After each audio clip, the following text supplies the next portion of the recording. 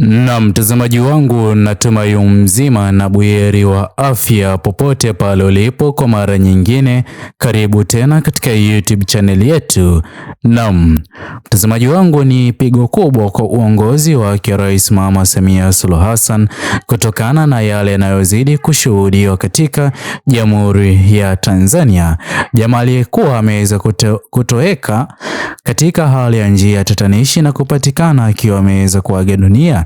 Ni wazi hatua hii imeweza kusababisha mamilioni ya Watanzania kuwa na hasira na uongozi ulioko madarakani, wakiamini kwamba hawana ulinzi wa kutosha. Mbaya kabisa, maandamano mapya yanazidi kutishiwa kufanyika wakati wa AFCON inayozidi kuratibiwa kufanyika katika Jamhuri ya Tanzania. Ila mtazamaji wangu, kabla niweze kukufahamisha zaidi, iwapo mara ya kwanza kupatana na video zetu, itaweza kuwa ni jambo jema iwapo utaweza kuchukua sekunde yako moja kubonyeza maneno yaliyoandikwa subscribe chini ya video hii. Muhimu kabisa uweze kulike na kushare video hii kwa makundi mawili ama matatu. Naam, mtazamaji wangu, kwa kweli uongozi ulioko madarakani, kila hatua inayozidi kuwakuta ama kutokea chini ya uongozi wao, lawama kubwa inazidi kuwekezwa ama kusukumiwa uongozi huo. Mtazamaji wangu, habari ambayo imekuwa ikigonga vichwa vya habari ni kutokana na jamaa aliyekuwa ameweza kutekwa na kupatikana akiwa ameweza kuaga dunia, akiwa ameweza kutupwa katika mto.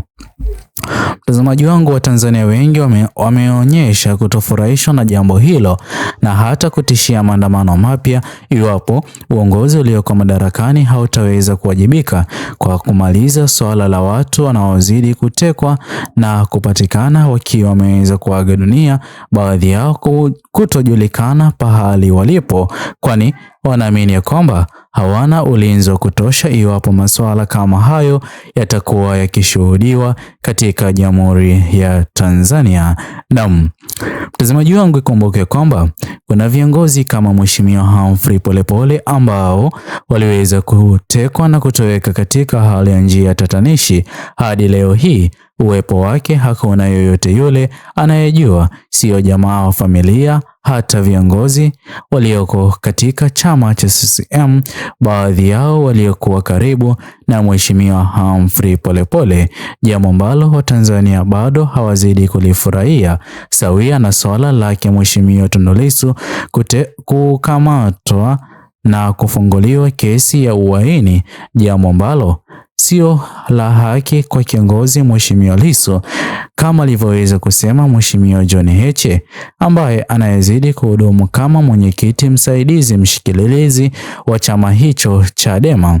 Aliweza kusiwa na wafuasi wa chama Chadema ya kwamba iwapo uongozi ulioko madarakani hautaweza kumwachia huru Mheshimiwa Lissu isipokuwa kwa masharti yanayozidi kumpa Mheshimiwa Tundu Lissu, na baadhi ya masharti yanayozidi kudaiwa ni ya kwamba Mheshimiwa Tundu Lissu anazidi kuombwa na uongozi ulioko madarakani ya kwamba kipindi na wakati ambapo ataweza kuachiwa huru, basi moja kwa moja itakuwa ni mwisho wa siasa zake katika Jamhuri ya Tanzania, na pia ni vema iwapo ataweza kuhama Jamhuri ya Tanzania, jambo ambalo wengi hawapo tayari kulishuhudia.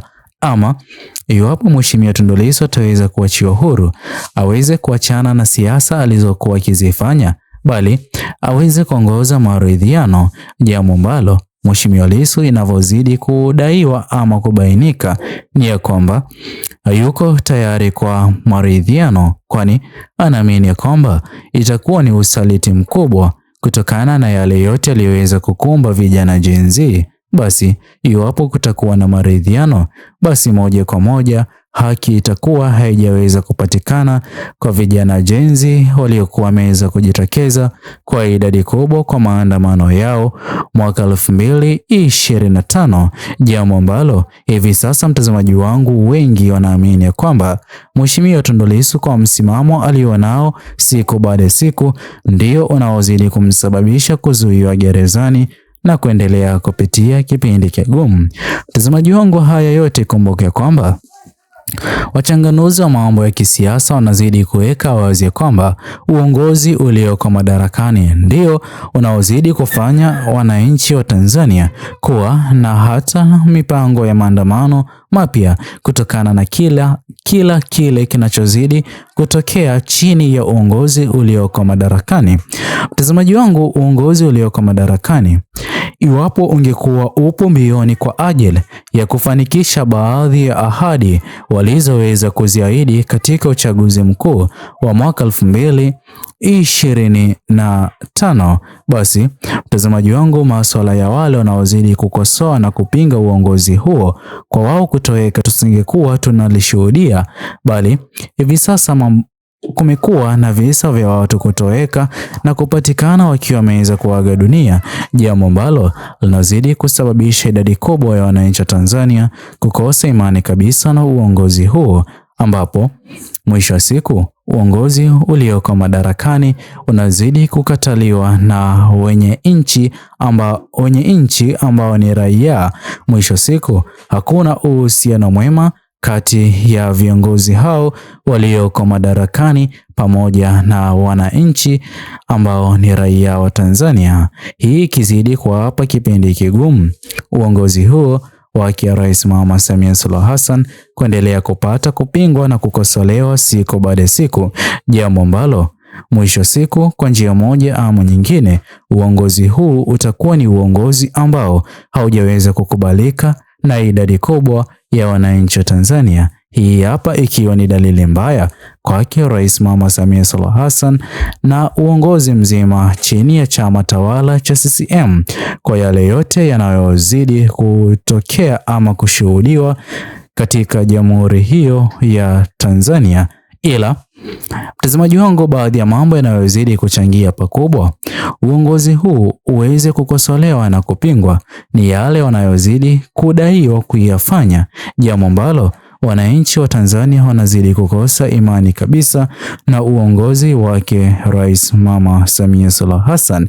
Ila mtazamaji wangu, kwa kisa ambacho kimeweza kuwa gumzo hivi sasa katika mitandao ya kijamii, jamaa aliyeweza kutoweka kupatikana akiwa ameweza kuaga dunia, kweli ni jambo la kuvunja moyo pakubwa kwa njia ya aina yoyote ile. Kweli familia ya jamaa huyo hivi sasa ipo na majonzi na kipindi kigumu.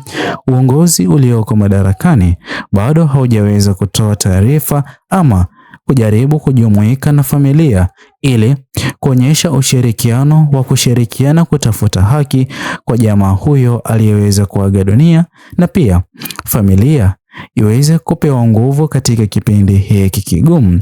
Na ndipo ambapo idadi kubwa ya wananchi wa Tanzania wapo na maoni ya kwamba wataweza kufanya maandamano kwa awamu nyingine ili uongozi ulioko madarakani uweze kuanza kufanya marekebisho na hata kuwajibika kwa kesi ama visa vya aina hiyo, ili kila mwananchi wa chini nchini Tanzania aweze kuwa huru katika taifa pendwa la Tanzania. Usisahau kutuachia maoni yako katika uwanja wa comment section. Muhimu kabisa uweze kulike na kushare video hii kwa makundi mawili ama matatu. Bye bye until the next video.